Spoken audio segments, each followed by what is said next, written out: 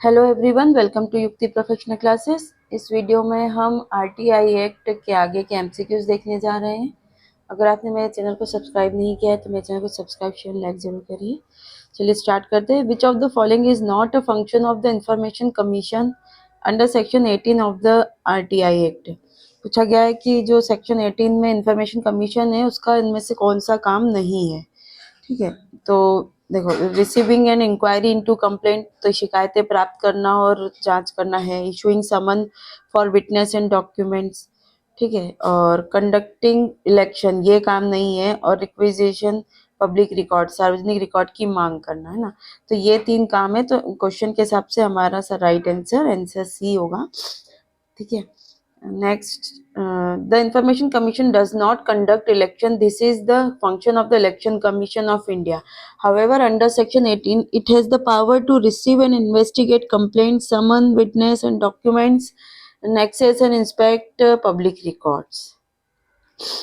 Next है, which power does the information commission not have under section 18 subsection 3 of the RTI Act? तो ये हमने देख लिया। इशूइंग अरेस्ट वारंट, इसमें नहीं है उनकी पावर। ठीक है, बाकी समनिंग करना, इंस्पेक्ट करना डॉक्यूमेंट को, और एविडेंस और मतलब रिसीविंग एविडेंस और एफिडेविट है। तो हमारा राइट आंसर जो होगा आंसर बी। तो इशूइंग अरेस्ट वारंट ये नहीं है। नेक्स्ट है, यदि कोई व्यक्ति सूचना प्राप्त करने के लिए निर्धारित समय में निर्णय नहीं प्राप्त करता है तो वह किस अधिकारी के पास पहले अपील कर सकता है। मतलब अगर जो डिसीजन है वो जो टाइम पीरियड दिया है उसके अंतर्गत नहीं वो लिया गया है तो फिर अपील किसको की जाएगी। ठीक है, तो सीनियर ऑफिसर जो है उसे जो senior officer to the public information officer को की जाएगी। मतलब यहाँ पूछा गया है कि अगर जो टाइम पीरियड में इंफॉर्मेशन मांगी, अगर किसी व्यक्ति ने एप्लीकेशन लगाई है और उसको उस टाइम पीरियड में इंफॉर्मेशन नहीं दी गई है ना, उसको जो सूचना चाहिए था उसको नहीं प्राप्त होती है, या फिर जो जिस ऑफिसर से डिसीजन आया है उससे उसको ऑब्जेक्शन है किसी व्यक्ति को, तो जो एग्रीव्ड पर्सन है वो किसको अपील करेगा, ये क्वेश्चन पूछा गया है। तो यहाँ जो अपील करेगा ना, जो पब्लिक इंफॉर्मेशन ऑफिसर है उसके सीनियर ऑफिसर को करेगा। ठीक है, तो अपील वहां पे की जाएगी। तो राइट ऑप्शन डी। सेक्शन 19 में दिया गया है कि यदि कोई व्यक्ति सूचना प्राप्त करने में असमर्थ रहता है या उससे सूचना अधिकारी के निर्णय से आपत्ति होती है तो वो उस लोक सूचना अधिकारी से वरिष्ठ अधिकारी के पास 30 दिनों के भीतर, तो ये याद रखिएगा कि 30 दिन के भीतर अपील की जाएगी, फर्स्ट अपील होगी। ठीक है, यदि थर्ड पार्टी से संबंधित सूचना दी जा रही है तो वो किस समय सीमा में अपील दायर कर सकता है। मतलब अगर इंफॉर्मेशन किसी थर्ड पर्सन से रिलेटेड है तो उसको अगर ऑब्जेक्शन फाइल करना है, या वो अगर है ना, तो वहां पे अगर उसको जो भी ऑर्डर दिया गया उसके खिलाफ अगर अपील की जानी है तो यहाँ पे भी 30 डेज के भीतर ही अपील की जाएगी। तो सेक्शन 19 सबसेक्शन 2 के अनुसार यदि थर्ड पार्टी से संबंधित कोई अगर इंफॉर्मेशन दी जा रही है तो वो उस ऑर्डर के खिलाफ अगेंस्ट 30 विदिन 30 डेज अपील कर सकता है। नेक्स्ट है, अगर सेकेंड अपील करनी है तो सेकेंड अपील जो होगी वो 90 दिनों के भीतर होगी। ठीक है, तो सेक्शन 19 सबसेक्शन 3 के अंतर बोला है यदि पहली अपील से संतोषजनक उत्तर नहीं मिलता है तो 90 दिनों के भीतर केंद्रीय या राज्य सूचना आयोग में दूसरी अपील दायर की जा सकती है। ठीक है, तो ये कहाँ पे होगी, सेंट्रल या स्टेट इंफॉर्मेशन कमिश्नर जो है वहां पर सेकेंड अपील होगी। नेक्स्ट है, यदि किसी तीसरे पक्ष से संबंधित सूचना के विरुद्ध अपील की जाती है तो सूचना आयोग को क्या करना चाहिए। अब थर्ड पार्टी से रिलेटेड अगर कोई सूचना दी जा रही है और उसके अगेंस्ट में अपील हो रही है तो फिर यहाँ क्या होगा, तो यहाँ पे जो होगा तो तीसरे पक्ष को सुनवाई का मतलब give a reasonable opportunity to being heard to the third party. तो थर्ड पार्टी को क्योंकि सूचने मतलब अगर उससे रिलेटेड है तो उसको भी सुनवाई का मौका दिया जाएगा। तो सेक्शन 19 सबसेक्शन 4 में दिया गया है कि यदि अपील तीसरे पक्ष से संबंधित सूचना के बारे में हो तो सूचना आयोग को तीसरे पक्ष को को अपनी बात रखने का उचित अवसर देना चाहिए। नेक्स्ट है, अपील प्रक्रिया में सूचना को अस्वीकार करने का प्रमाण कौन देगा। ठीक है, अगर जो अपील की प्रोसीजर है तो इन्फॉर्मेशन न देने के लिए मतलब इनकार किया जा रहा है, स्वीकार करना है, तो इसके लिए सर्टिफिकेट जो देगा वो कौन देगा? तो इसके लिए जो सर्टिफिकेट देगा पब्लिक इंफॉर्मेशन ऑफिसर ही देगा, क्योंकि इसी से हमने इन्फॉर्मेशन मांगी है। ठीक है, तो सेक्शन 19 सब सेक्शन 5 के अनुसार अपील प्रक्रिया में सूचना अस्वीकार करने का प्रमाण लोक सेवा अधिकारी को देना होगा, न कि अपीलकर्ता को। पहली अपील कितने दिनों में? तो 30 डेज, है ना। और उसको 19 सबसेक्शन 16 में दिया गया है कि पहली अपील को 30 दिनों के भीतर निपटाना है, लेकिन अगर इसको 45 दिन तक बढ़ाया जा सकता है। ठीक है, तो 30 दिन में तो करना है, लेकिन अगर कोई वैलिड रीजन है और सेटिस्फाइड हो जाता है अगर जो जिसको अपील की जा रही है, तो वो 45 दिन तक बढ़ाई जा सकती है। नेक्स्ट, जो इंफॉर्मेशन कमिश्नर है किस आधार पर सार्वजनिक प्राधिकरण को निर्देश दे सकता है? तो जो पब्लिक अथॉरिटी है उसको डायरेक्शन दे सकता है। क्यों, किस बेसिस पर? तो टू प्रोवाइड इंफॉर्मेशन देने के लिए डायरेक्शन दे सकता है, टू इम्प्रूव रिकॉर्ड मैनेजमेंट, है ना, टू इम्पोज पेनल्टीज, तो इन सभी के लिए डायरेक्शन दिया जा सकता है इंफॉर्मेशन कमिश्नर द्वारा। सेक्शन 19 सबसेक्शन 8 के अनुसार सूचना आयोग सार्वजनिक प्राधिकरण को सूचना प्रदान करने, रिकॉर्ड प्रबंध में सुधार करने और जुर्माना लगाने के लिए निर्देश दे सकता है।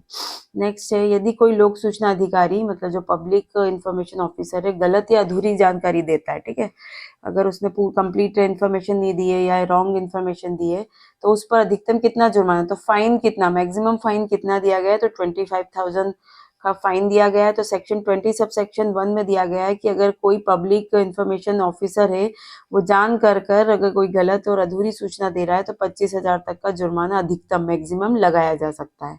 नेक्स्ट है, यदि कोई लोक सूचना अधिकारी बार बार सूचना देने में विफल रहता है तो सूचना आयोग क्या कर सकता है? मतलब किसी पब्लिक इंफॉर्मेशन ऑफिसर से इंफॉर्मेशन मांगी गई है और वो बार बार इंफॉर्मेशन देने में वो विफल रहता है ना, तो वहां पर जो इंफॉर्मेशन कमीशन है वो क्या करेगा? तो वो जो करेगा उसके खिलाफ अनुशासनात्मक कार्रवाई की सिफारिश कर सकता है, मतलब रिकमेंड डिसिप्लिनरी एक्शन, तो उसके अगेंस्ट डिसिप्लिनरी एक्शन ले सकते हैं। ठीक है, सेक्शन 20 सब सेक्शन 2 में ये बोला गया है कि यदि कोई लोक सूचना अधिकारी बार बार सूचना देने में असफल रहता है तो उसका आयोग उसके खिलाफ अनुशासनात्मक कार्रवाई की सिफारिश कर सकता है। नेक्स्ट है, सूचना आयोग द्वारा पारित निर्णय के बारे में किन लोगों को सूचित किया जाना आवश्यक है? अब जो इंफॉर्मेशन कमीशन है जो उसने अगर कोई डिसीजन दिया है ना, उसने जो करा है, ऑर्डर पास किया है, तो वो किस किस को इन्फॉर्म किया जाएगा? ठीक है, तो एक तो अपील करता है उसको, और सार्वजनिक प्राधिकरण जो भी पब्लिक अथॉरिटी है, both the appellate and public authority को किया जाएगा। तो सेक्शन 19 सब सेक्शन 9 के अनुसार दिया गया कि सूचना आयोग अपने निर्णय के बारे में अपील करता है और संबंधित सार्वजनिक प्राधिकरण को देगा सूचना। Next, under section 21 of the RTI act what kind of protection is granted to person acting in good faith? अब जो गुड फेथ में काम कर रहा है उस पर्सन को क्या प्रोटेक्शन दी जाएगी, ये पूछा गया है। ठीक है, तो उसको क्या दी जाएगी? प्रोटेक्शन फ्रॉम सूट, प्रोसिक्यूशन और लीगल प्रोसीडिंग। ठीक है, मतलब इसमें जो भी पब्लिक ऑफिसर होगा, है ना, वो अगर गुड फेथ में काम कर रहा है, वो अपने जो कार लीगल जो उसको काम करना है, मतलब वो अपने जो ऑफिस का जो उसके पद पर बना है वो उसके अकॉर्डिंग ही काम कर रहा है और गुड फेथ में काम कर रहा है, और ऐसे में अगर कुछ होता है तो उसको किस चीज से प्रोटेक्शन मिलेगी? तो उसके विरुद्ध कोई लीगल एक्शन नहीं ले जाएगी। सेक्शन 21 बोलता है कि section 21 states that no legal action, suit, prosecution और other proceeding can be initiated against any person for anything done in good faith under the RTI act. RTI act के तहत this ensure that officials acting honestly are not harassed with legal challenges, है ना। तो यहाँ पे जो official काम किया जा रहा है उन लोगों के लिए यहाँ बोला गया है।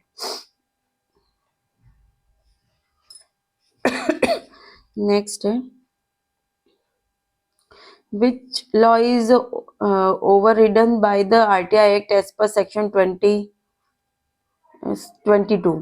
तो आरटीआई के तहत मतलब निष्प्रभावी कर दिया गया। धारा 22 के तहत किस एक्ट को, किस कानून को निष्प्रभावी कर दिया गया है?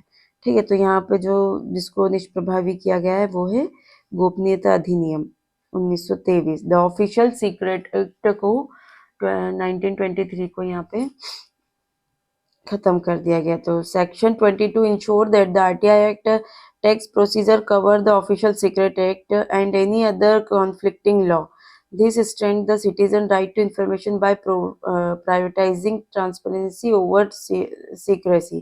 तो धारा 22 यह सुनिश्चित करती है कि सूचना का अधिकार अधिनियम सरकारी गोपनीयता अधिनियम और अन्य किसी भी विरोधाभासी कानून पर प्राथमिकता रखेगा।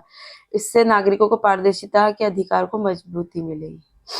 नेक्स्ट है, एज पर section 23 can a court entertain any suit against an order made under the RTI act. अब आरटीआई एक्ट के तहत अगर कोई ऑर्डर किया गया है तो उसके अगेंस्ट में कोर्ट कुछ कर सकती है क्या, मतलब वहां पर उसके खिलाफ सूट फाइल किया जा सकता है क्या कोर्ट में, ये पूछा गया है ना। तो यहाँ पे क्या है कि नहीं, कोर्ट का यहाँ पे वो नहीं है ना, no court can not entertain such suit, वो नहीं कर सकता है, कोर्ट नहीं है, कोर्ट का यहाँ पे जुरिडिक्शन नहीं दिया गया है। तो section 23 bars the jurisdiction of the court, तो ये याद रखिएगा 23 ने बार कर रखा है कोर्ट को from entertaining any suit application proceeding against the an RTI order.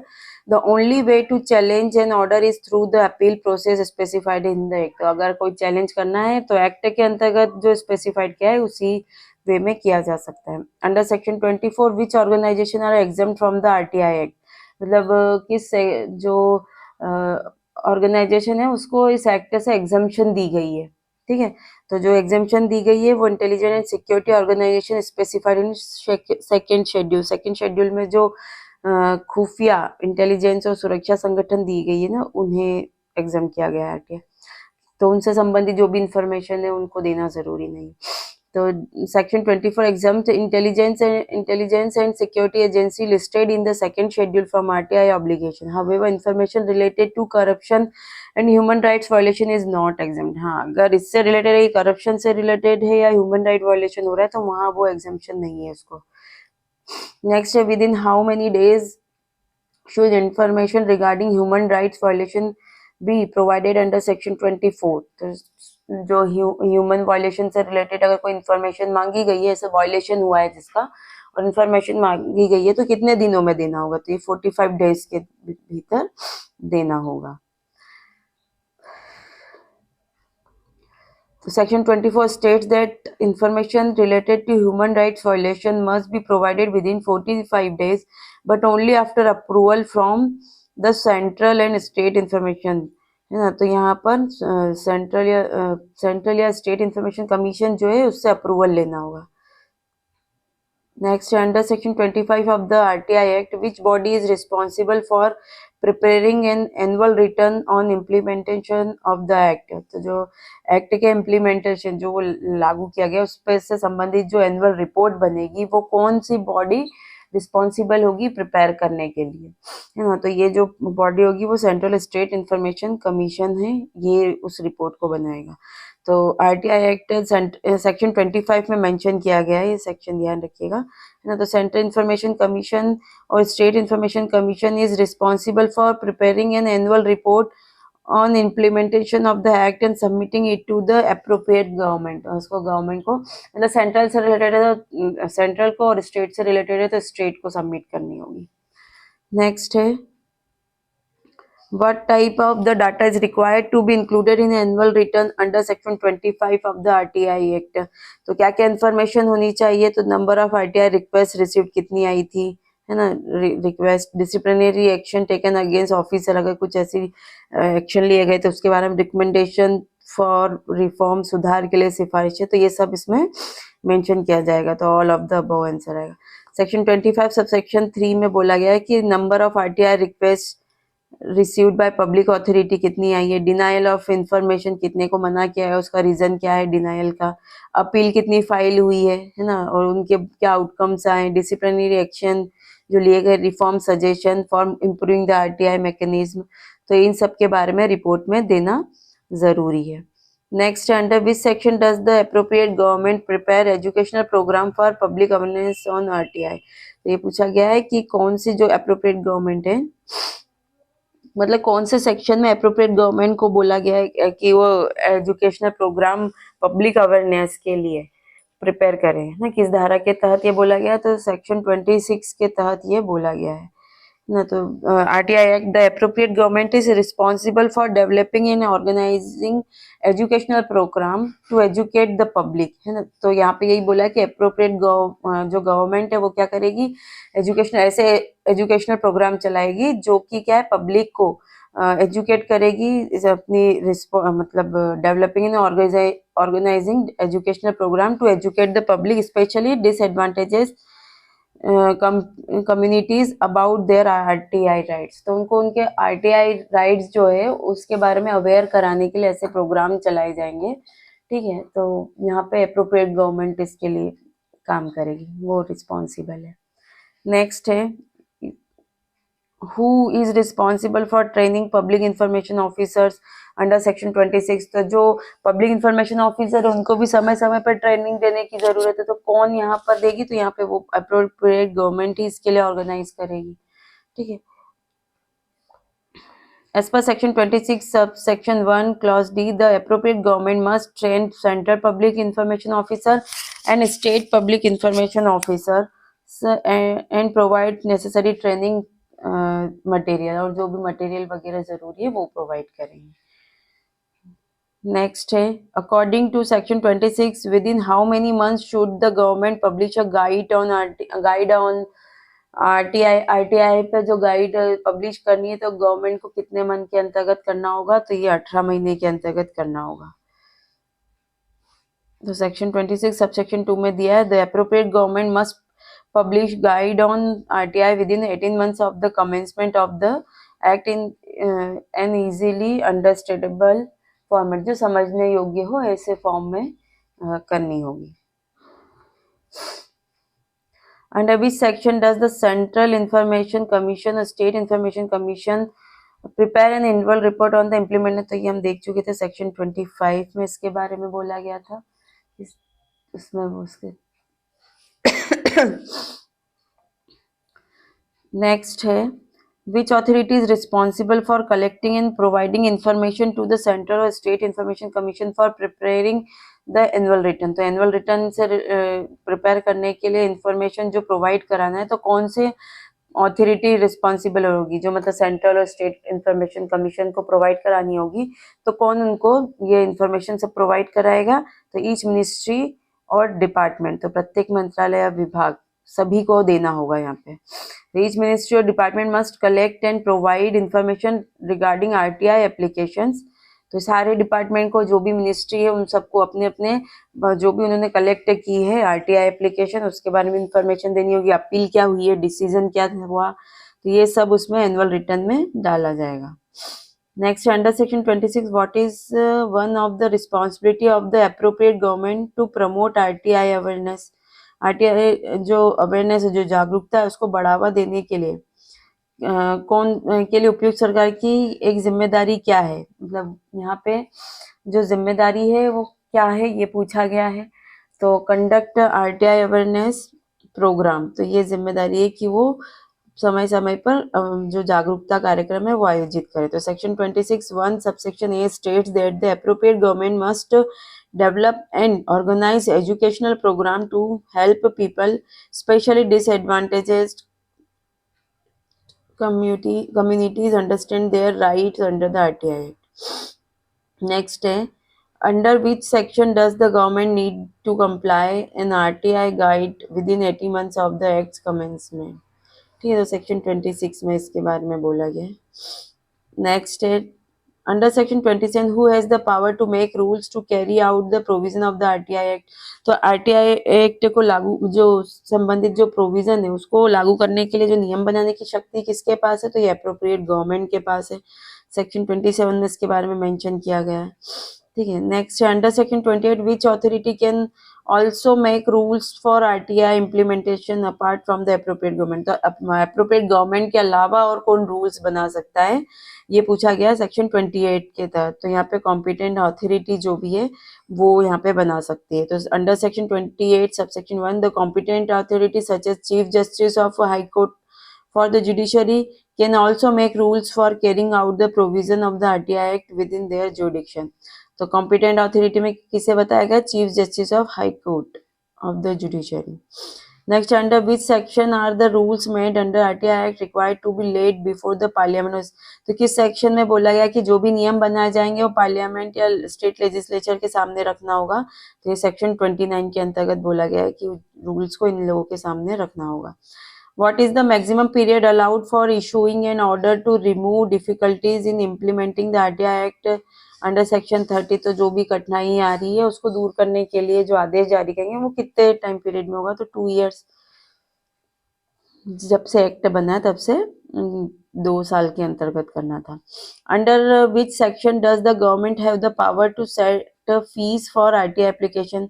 है ना, तो गवर्नमेंट के पास किस सेक्शन में ये पावर है कि वो आरटीआई एप्लीकेशन करने के लिए फीस क्या चार्ज करें, ना क्या रखना है?